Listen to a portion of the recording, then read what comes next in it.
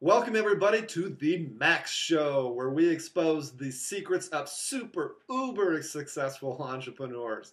And I'm really jazzed today to have on Richard Kelly. Richard from San Francisco, in my own backyard here, is a real estate investor extraordinaire. This guy, his claim to fame is he's made $1 million within 30 miles of his hometown. And I really love that about Richard. Has some amazing advice about real estate agents, for real estate agents, real estate investors. I've talked to this guy. This guy is absolutely amazing. So stay tuned for the show. But before you do, make sure you sign in at massiveabundance.co. That's massiveabundance.co. And without further ado, let's get on with the show. Hey, welcome everybody. This is Chris Stafford with the Max Show, and I have the esteemed Mr. Richard Kelly with us here. Hey, Richard, how you doing? Doing well, Chris. How are you? I'm doing great. I'm doing great. Thanks so much for joining us here on the show. I really appreciate it.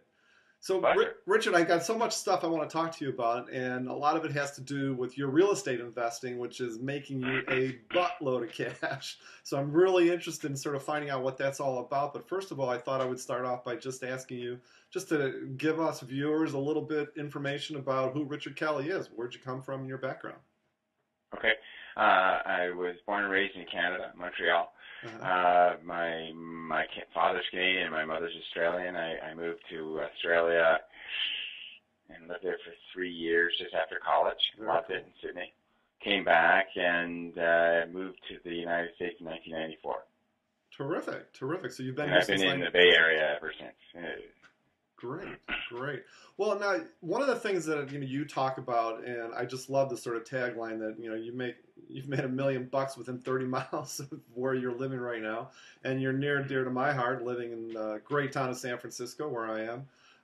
Tell us about your business. Like, what exactly are you doing in investing in real estate? Sure. The bottom line is I started out in real estate really not having any money to invest at all. Mm-hmm. I had been a journalist for about 12 years, and then I got into sales because I was tired of not making any money. And after about 3 years in sales... So you were a real estate agent? You were a real estate agent? Right now? No, I said you were. That's when... No. So I started out as a journalist for 12 years, and then I got into sales, not in real estate sales, just in regular sales. I was selling advertising. Got it. And I really didn't believe in the product. And one day I walked into the sales coach, and he said to me, I asked him for some help, and he said that he asked me point blank, do I believe in the product? Mm-hmm. And I said, the truth is I don't really believe in it. And he said, you lose a piece of your soul every day you come to work if you're selling something you don't believe in. Mm-hmm. And that hit me so strong, and I believed it so fully that I quit the next day. And just by luck, I saw an advertisement in the San Francisco Chronicle for a real estate investing class in 2005 during the boom days. Mm-hmm. And I took the class, loved it, and just knew immediately that's what I wanted to do. I kind of felt like it hit on all kinds of things that are really important to me, like making a place look better than it was before, aesthetics, working with my hands. I love making money, making deals, stuff like that. And it really appeals to me on a whole lot of fronts. And it really feels like it integrates a lot of the skills I built up over the years. I use a lot of the skills I had as a journalist. Mm-hmm. I use a lot of the skills I had in sales, and just a lot of it is very much person-to-person business. And I took it on in 2005. Probably made my very first deal within about a year, and I did what they call wholesaling to start with because I didn't have any money to buy and rehab houses. I didn't have any access to financing. So what I would do is I'd put a property under contract, get a really good deal. And I'd sell that contract to somebody else and make some money just on the sale of the contract. It's called the signing a contract. Oh, okay. And it really allows you to do real estate with almost no risk because all you are doing is signing your rights in that contract to somebody else. And usually I put down only about $500 as an earnest money deposit. and that's how I made my money. Basically, that's how I started to get a bit of a bankroll to do rehab, and within about 3 years, I did my first one, and that's pretty much what I've done ever since. So right now, essentially, you're purchasing. You started off by assigning contracts in real estate, and then now you're basically purchasing property and rehabbing it and flipping it. Is that correct to say? That's right. I would say about probably 60 to 70% of the deals I do, I will buy and flip, but I am keeping about 30% for myself as rentals. I really like to do that. So essentially, the business of flipping is funding the purchase of rentals. Right. Well, that's interesting. What, in terms of, with the real estate, now you're here in San Francisco, you're like in a very expensive city. Are you actually purchasing property and rehabbing these properties in San Francisco? Actually, I'm not, Chris. I shouldn't say I'm not. I'm trying to. My model is that I write to people. Every week I send out about 500 letters. Wow. And in areas where I'm interested in buying. And these are not properties that are on the market at all. They're just really typically to people who are landlords. And I get back about 1% of the letters create interest enough for people to respond. And probably 1% of those I actually do a deal on. I've been writing to people in San Francisco for 7 or 8 years now and have yet to get a deal or yet to be able to put together a deal. Typically, I'm looking to buy a property that's substantially under market, and just haven't been able to do that in San Francisco. But so basically, for the longest time, the vast majority of my deals were in a place they call the East Bay, which is Oakland, Berkeley, Alameda, El Cerrito, Hayward, Castro Valley, that area. And that's within about a 30-minute drive of my house. And but more and more I'm doing my deals in the North Bay, and that's areas like Sausalito and San Rafael, Kentfield. I just bought a property in Kentfield, bought another one in San Anselmo. And so, number one, I've moved geographically, and I've also moved up in terms of the quality of the home and the neighborhood that I'm working in. So typically, up to last summer, I was doing deals between about $100,000 and $400,000 in purchase price. 100. Say that again. Those numbers. Between about 100 and 400,000. Are you finding it hard to believe that I could buy a house for 100,000 around here? Yeah. Yeah. I actually, the cheapest property I bought in the Bay Area, it's in a place called Pittsburgh, which is about 45 minutes north, was $25,000. I bought that this summer. And it's now a great house, fully remodeled. It's a rental. I've got about $90,000 into it, and it rents for about $1,500 a month. So it's a great rental.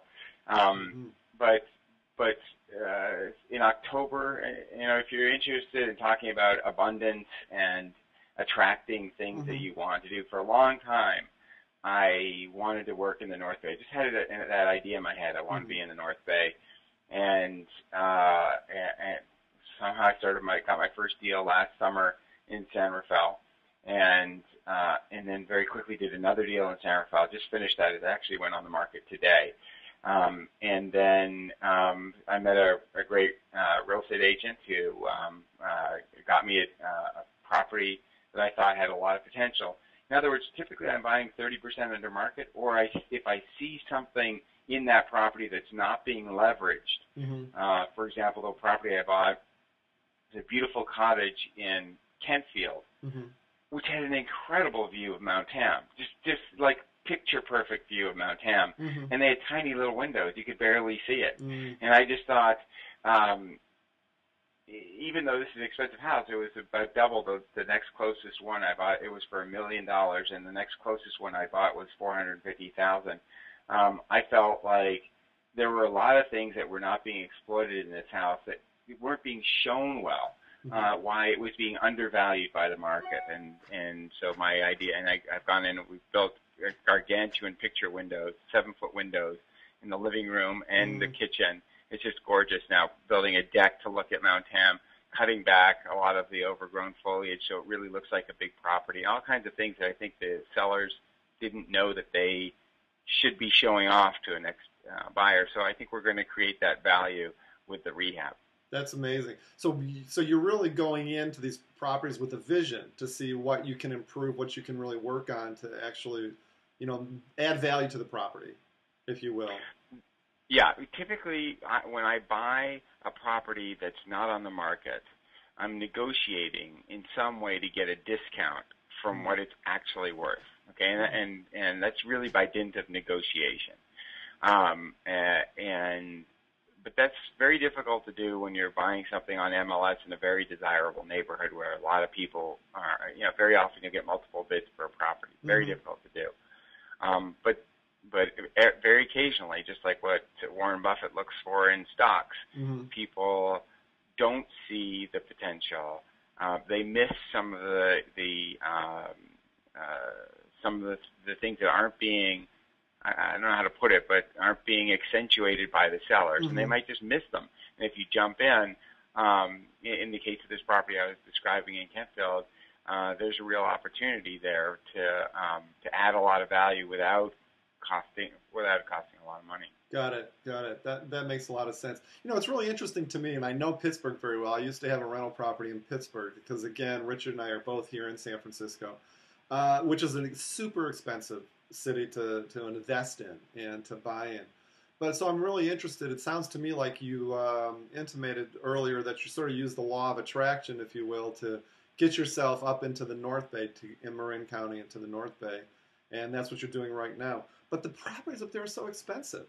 How can you possibly make that work financially when the properties in Marin County and north of us here in San Francisco are so expensive? I'm sure there's a lot of real estate agents that are going to be watching this that want to know that.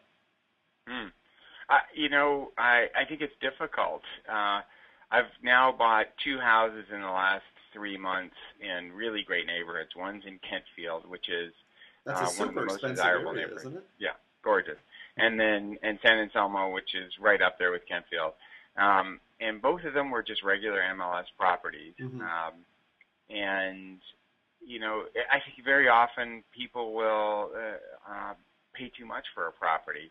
And then occasionally there's this jewel where, and you really have to have a good agent. To be honest with you, I think that makes all the difference.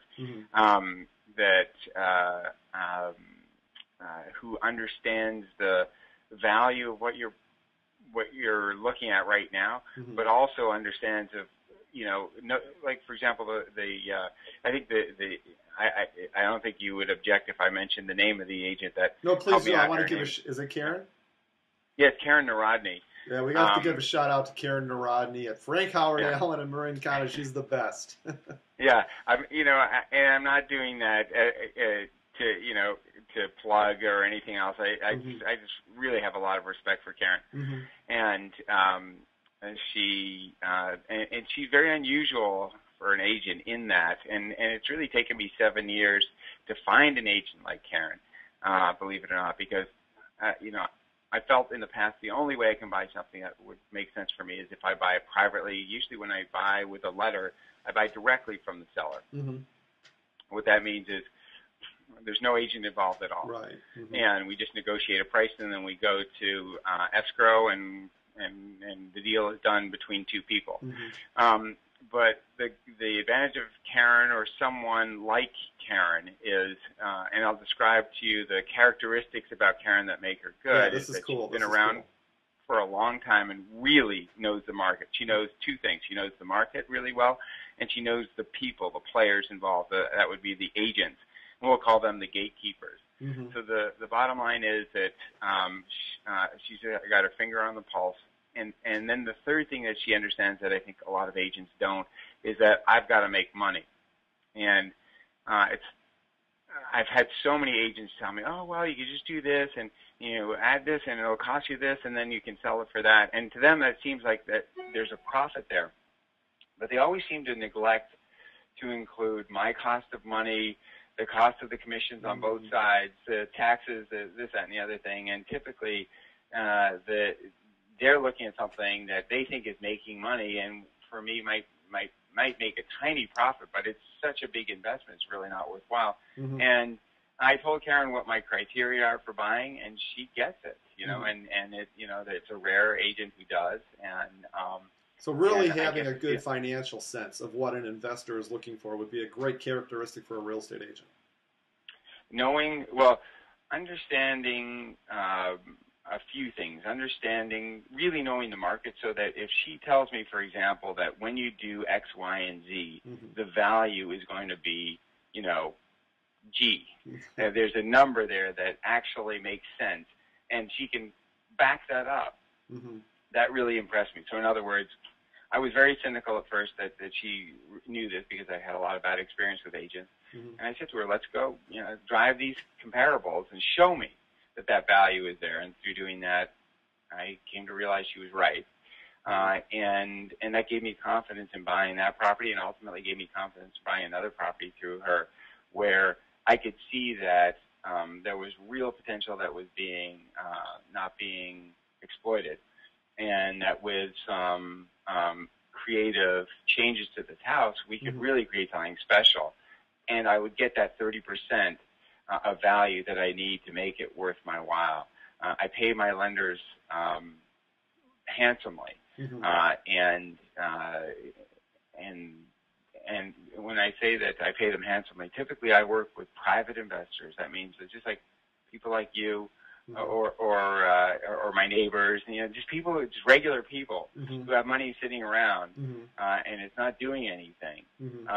And I pay 10% on my money, and I guarantee people who work with me at least 6 months of interest. So if I do a flip and it takes only 3 months, I'm still going to pay them for 6 months. Wow, that's great. So ultimately what I'm doing is I'm creating value for the people that I work with, but it's expensive. So I really have to have, something where there is a sizable profit there for me. But the great thing about working with individuals is that if I work with them 2 or 3 times, it's very easy for me to get money. Ultimately, when I bought this property in Marin, it cost $1 million. It took me about 15 minutes to find the money for it. I really only made 2 phone calls. That's amazing. That's amazing. I can't believe it. Yeah, it's great. So it sounds like having a real estate agent really knowing the market is really key. Are there any other characteristics about real estate agents that really hit your bells? Well, like I say, I've come to realize that there's a lot of behind-the-scenes stuff that's super important. Now, number one, that they're going to, the truth is that they are highly incentivized to sell me on the dream of what it's worth, okay? So let's say I buy a property for $1 million, and they say, well, if you do this, this, and this, it'll be worth 1.5. Right. So we have to understand that there's a strong incentive for them to even create that vision in their own head, whether or not it's true. Right. Because they can sell themselves on that same dream, and you have to be able to know that the person you're working with isn't selling you or themselves on that dream, and that they're being objective and they understand the market really well, and they don't need the sale. One of the great things about working with someone who's really successful is they don't need that sale, and they understand that if they kind of sell you a dream that's not realizable, they'll get one deal from you, but the relationship will probably be over. And so if they're really smart, what they do is they give you the truth, and ultimately those numbers are realized and more. In other words, if they're conservative in the end, it's even better for the relationship. But down the road, what they're doing is they're creating a bond, just like I've created with my lenders, which makes it really easy for me to borrow. But they're also creating a bond between me, which allows it to be very easy for them to sell to me. Because they know, I start to trust what they're saying. I believe that, ultimately that what they're talking about is realizable, and that I should be listening.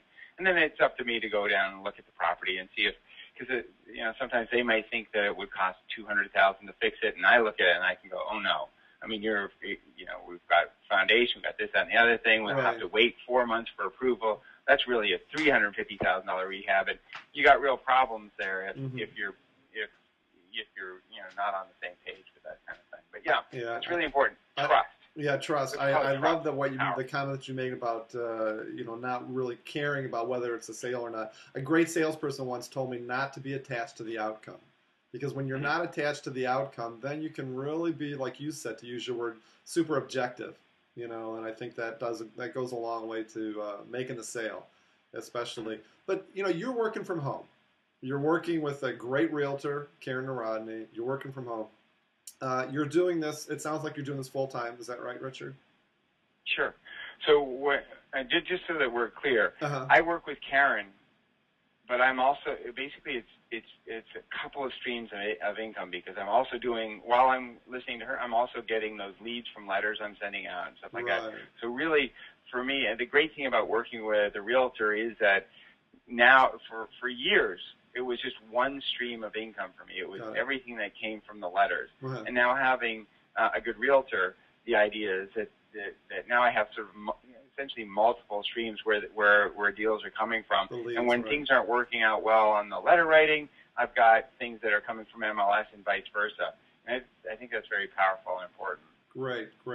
Well, I wanted to ask you, because you're working from home, you've got a great realtor. I mean, you're making buttloads of cash. What is it that's really motivating you? What is it that really gets you going? What is it about these deals that makes it all happen for you? And conversely, when you're not putting the deals together, you're having a bad day. How do you handle that? Great question, Chris. I'm motivated by a lot of different things, and I ask myself this question all the time. I think that there is a part of me, to be totally honest with you, that is still that little kid who isn't absolutely convinced that he can do this, and I'm proving that every single day. My father was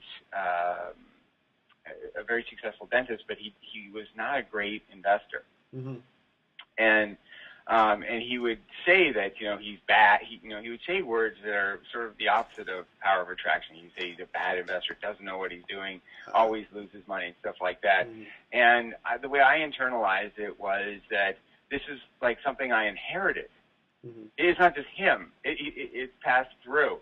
And it's taken me a long while to realize that that's not true. And part of why he was bad is that he was absolutely obsessed with and focused on his business, and couldn't give a darn about the investing side of it, and just didn't pay any attention. Of course, he's not going to be good at it. It just didn't interest him. So, obviously, money motivates me. I think I actually really enjoy what I do. I now work with a great contractor, and work with really good people around that side of it, which I didn't when I started out in the business, and it makes a really big difference. But do you think it's really, because I know money motivates all of us, but you really, when you dig deep, for most of us, it's really not about the money. Is it something, on a deeper level? Is it adding value to the properties maybe? Or, does that what gets you excited? There's no question. I love that part of it. To me, there's a lot of benefits to doing what I do, and it's hard to say any one thing. But in a sense, when I say I like the money is important, the money is important because it's like a scorecard for me. I've always been very competitive, and I like winning. And so, that feels good. I do feel like I'm a capitalist, and I like that idea. I like that, really, I believe in it. I believe in the system, and I love that. I just sent out my my 1099s yesterday. 1099s being the forms from the government you send out to the people to whom you pay money. Correct. And there was just a stack of them. And my accountant was like, that's a lot of 1099s. And I'm like, yeah, I'm contributing to the economy. I'm paying a lot of people money that wouldn't be making money otherwise, and that feels good. It also feels good to me to the most recent project I did is a property in San Rafael. And I don't know if this is something, I don't want to suggest something that you're not able to technologically do, but if there's a way that I could somehow show you the links to what it was like before and what it's like now, it's night and day, and it's very rewarding to look at that. And the people from the neighborhood have come up to me many times and thanked me, and we've taken what was the eyesore of the street and really turned it into the jewel of the street. That's and that feels good. That sounds great. Well, I'll get those links from you after the interview, and sure. I'll post those in the show notes, definitely. We'll also have in the show notes, too, Richard's email address. So if you are an investor or a real estate agent or anybody else that wants more information from Richard, I'll definitely reach out to Richard, and I'm sure he will give you any answer that you were looking for. But the second part of the question, too, Richard, is, you've got some great reasons why you're doing this, but what happens on those days when you're not putting a deal together, or it doesn't really go well that particular day? What is it that motivates you? What gets you going or gets you out of that hole, if you will? Well, it's a good question. I don't have that many of those anymore. I did have a lot of them in the past because typically, I'm working on multiple deals at one time. In other words, right now I have 3 going. And so even if I don't have something that's upcoming, there's always a lot of work to be done on any of the deals that are out there already. For example, right now I'm dealing with the custom cabinets for this one, and there's a lot of choices to be made. And the other day I had to choose all of the sort of bathroom fixtures and this and that. You got to choose the light. There's a lot to do for all this kind of stuff, and especially since it's, for me now, we're moving up basically in quality. It's all a new ballgame, and I've got to be really careful to choose stuff that, there's stuff that's appropriate for a $500,000 house. Are you actually doing the work yourself? Or No. You're using contractors? I've never done the work myself. I do not have calluses on these hands, but I'm very involved in the design, very involved in the choosing of materials and stuff like that. Very cool. And one of the smart things I did, and I'd like to give a plug to another guy who's a great agent in the East Bay, a guy named Ron Chris. And I found Ron years ago when I was doing a flip in Oakland, and I had the ability to do a radius search around the property that I was doing. And I just did a radius search on MLS for the most successful agents within 2 miles of that house. And I found this guy, Ron Chris, and he had sold more property by a factor of 2. In other words, double the next closest one in that neighborhood. And so I called up Ron, and he came at me, very casual guy, and not your typical realtor at all. And he gave me some great advice, and one of them was to hire a stager, and he recommended one to me, and that really completely changed my mindset about how to rehab a house, because one of the things I realized is not my strength, is choosing things like paint colors and finishes and stuff like that. But that doesn't mean my houses have to look like I'm not good at that. I hired this guy, Scott Silvera, who runs a staging company in the East Bay, and he just came in and made my life so much easier. So he basically walked through and he said, you want to stain the floor this color, and he gave me a code. You want to paint in this room the following codes. He just gave me Benjamin Moore codes all the way through the house. Wow. And all of a sudden I had a gorgeous looking interior finish that I could never have done. He told me what I should do with the backyard, what I should do with the kitchen, this, that, and the other thing. And we did a full rehab, completely changed that house in 7 days. I spent, I think, $35,000 in 7 days. And it was on the market. I bought it on the 2nd. It was on the market by the 10th of December because I wanted that sold. So basically, Ron told me, if you want this thing done and sold by December, you've got to have this on the market by the 10th. And so we just kind of moved heaven and earth to do that.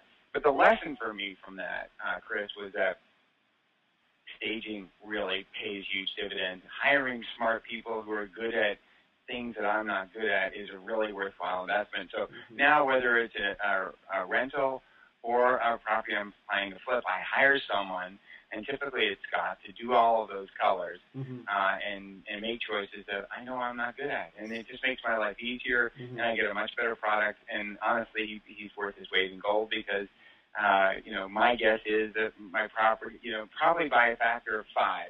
Like if my investment is in staging and colors is $5,000, I would not be surprised if I don't get $25 or maybe $30,000 or $40,000 more value from what I'm investing. So have you sold that house? Which one? The one that Ron was helping you with the sale? Oh God, yeah, that happened that was an amazing deal.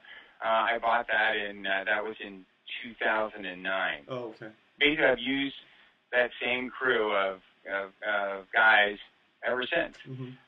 So I'm hearing what I'm hearing is really the lesson here, Richard, is to really just whatever areas that you don't have a strength in, is find somebody to fill that for you.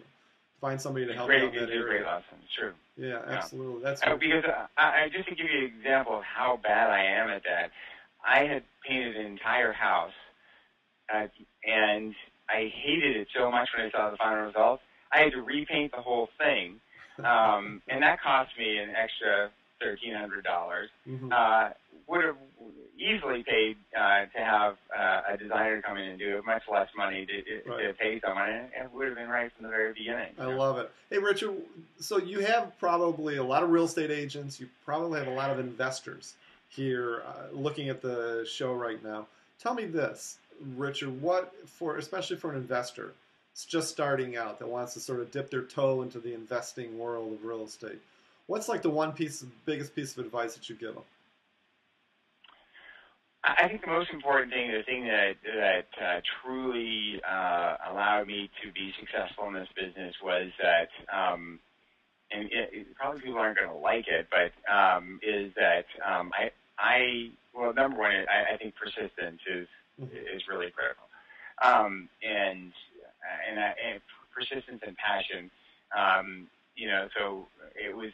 I love doing what I do, and I really love to create deals. So I would say that that's the sort of passionate side. But the persistence is, the sort of bloody-mindedness that just will not give up. While I think that a lot of what I've heard about law of attraction, I think there's a lot to that. I think there's also a lot to be said for just not giving up. And there are a lot of times, especially when you start, when it's awfully tempting to give up and it just feels like it'll never work.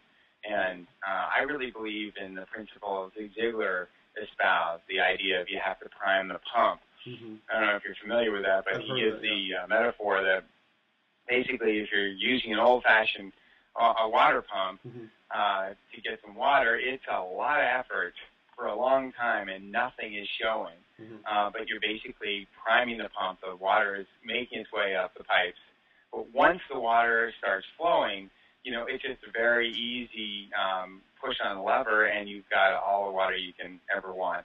And so, I consider the dog days, the early days, where you're just priming that pump, and if you give up, just like with a pump, all the water goes back down. So you just have to stick with it. Perseverance, absolutely. I love that. Well, that's interesting because, as a real estate agent, I know there are going to be a lot of agents watching this. Just briefly, what is one or two qualities in a real estate agent that, if they came in front of you and sat down in front of you right now, that you're going to be really honing in on? Definitely integrity, honesty, knowledge of the market.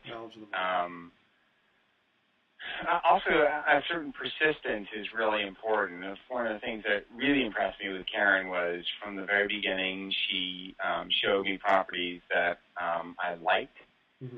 And even when we didn't get them or when I wasn't interested, she continued to send me stuff until we found something that I was interested in. And I think, that's the same thing. There's a sort of level of persistence there that I find really admirable. I find a lot of times young agents will get all excited and show me things, and if we don't get something right away, I never hear from them again. Mm-hmm. And so I think that's, there's a strong level of persistence there. I think also knowledge of the market. In other words, if you bring a property to me that you think has got real potential, mm-hmm. I mean, I really know the market, and if I don't, I'll do my own research. And one of the things that drives me batty is when an agent will basically give me try to sell me a bill of goods. Mm-hmm. Meaning that they sort of see an ultimate value of this property that I just don't buy. Mm. And it is unrealistic. And I think really it just allows them to sell a house, and but is really not taking into consideration my needs, which is to come out of this not just whole, but ahead of the game. Right. Because if I'm not ahead of the game, then I'm not going to be hiring them again. Got it. And you really have to know your prices, and you have to know your market in order to do that. So it's the persistence and certainly knowing your market are two of the key things that every real estate agent needs to have in your eyes.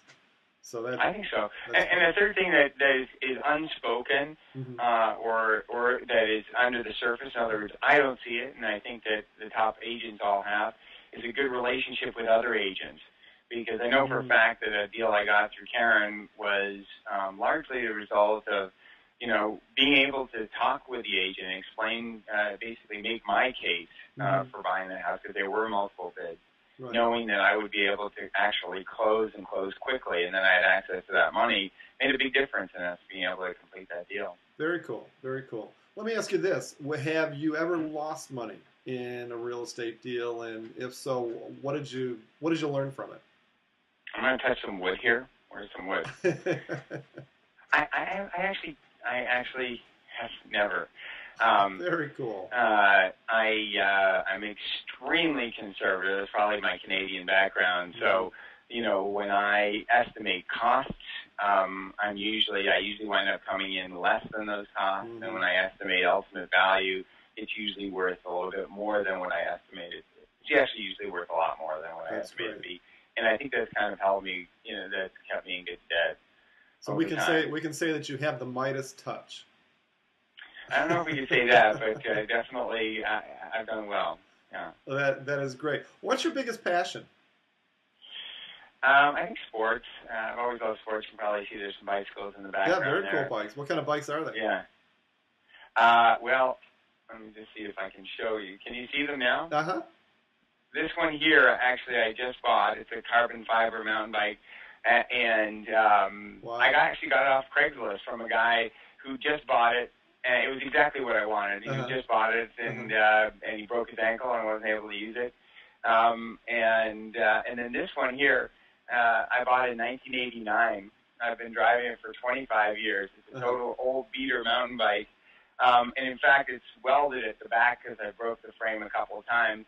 And it's my city bike. It's just a great, hack around bike. And I love repairing bikes, and I've been fixing it and working on it for 25 years. Almost 25 that's very years. cool.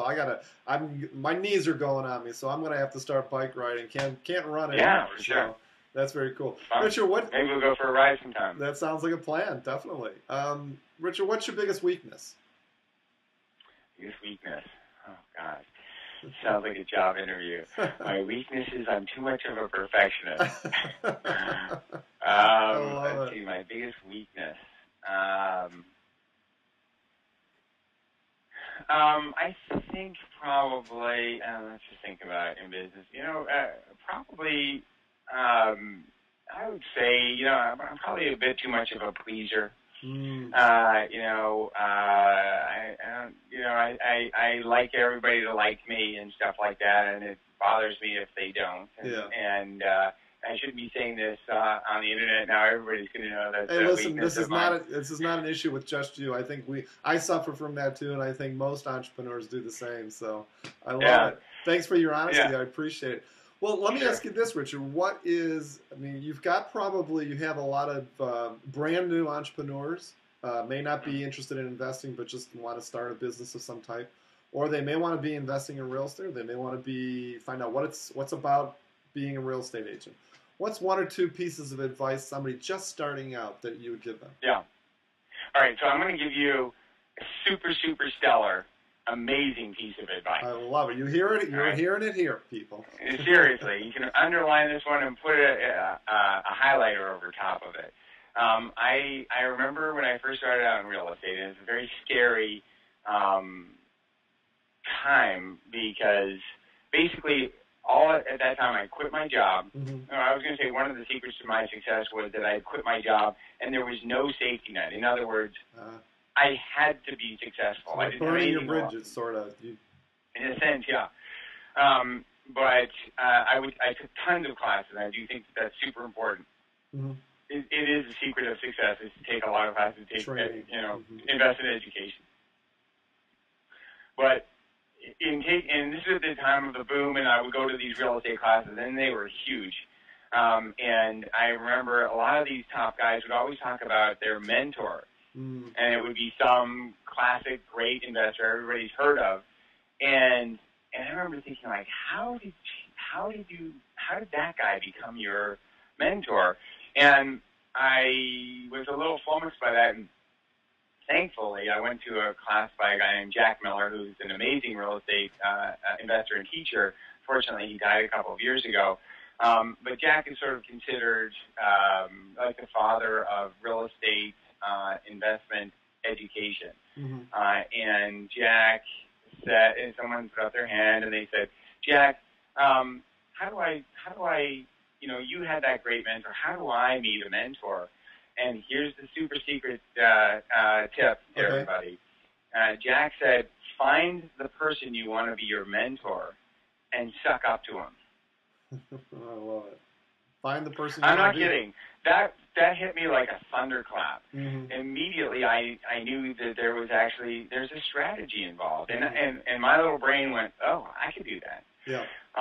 What the great thing for me is when I found my mentor is that I actually, it starts out when you're sucking up to the person and you really are trying to offer value in any way you can to them because you have very little to give to them, and you're asking a lot by getting any kind of help from someone who has won that help through or the ability to help you through a lot of hard work. That's a big ask. But ultimately, the great thing is that through what I did, ultimately, I've actually become good friends with my mentor, and that's kind of what ultimately I think the great goal is, that you move from that position where you're sort of, I guess the analogy might be that you're like a baby eagle or something, and you're just all full of demands. You're just wanting help me, give me food, right. And you can give nothing back. And ultimately, when you start being able to fly from your nest and you're building your strength and stuff like that, slowly, ultimately, it's been my goal ultimately to be able to give something of great value to my mentor because he's given me so much over time. And I keep trying to. He's actually in Southern California, and I'm not sure if I have, but certainly now at least we're friends. But just to remember that, and I think this also takes persistence. In other words, there are a lot of people who wanted to meet me and stuff like that, and they will attempt to do something, either to meet for lunch or talk or blah, blah, blah. Do that first step in what I would consider the, quote, sucking up. But it ends after a meeting. I never hear from them again. It's a very rare person indeed who really, puts their mind to this and invest in it like I did with my mentor, and I think other people have done with their mentors. In other words, if you show that you're more than just, they got a lot of people who are looking for their time, and it doesn't take much to stand out. Right. Phone calls, notes, thank yous, gifts, whatever it is, in return as showing your appreciation and being very consistent about this. That's that persistence. Persistence. There's that word again. Yeah. That's great. I think it's very powerful. Yeah, no, I think that is great advice. We will definitely underline that 3 times. I'm reading a book right now. I think it's called The Book of Talent, about being successful. And one of the first tips that they say, Richard, is first or second tips is to find somebody that you want to be and stare at them. In other words, just find that mentor and really figure out what they're doing, how they're doing it, and I think that's amazing advice. It's really, Richard, thanks a million for spending the time with me. I had a blast, and I think this is a lot of really good information that real estate agents and investors can use. I really appreciate the time. Thanks so much. Chris, it was a total pleasure on my part. You said this was going to be fun, and you're right. It was great. Great. We'll do it again soon. Thanks so much, Richard. You take care. Okay. Hey, everybody. Thanks for joining us today. Was Richard phenomenal or what? I really enjoyed my time with Richard.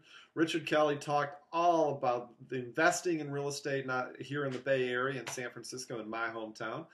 Great advice, really great advice about being persistent and having the passion and what he's doing as a real estate investor. But, I love the advice he gave to real estate agents, how to be a great real estate agent. That is invaluable. So thanks so much, Richard Kelly. I'll have all his information in the show notes. Thanks so much for joining us. And again, don't forget to sign in at massiveabundance.co. And don't forget to vitally important is to show me some love down below. Let me know what you think about the show. Let me know what you think about Richard Kelly. Thanks so much for joining us. I really appreciate it. And may massive abundance be yours. Take care.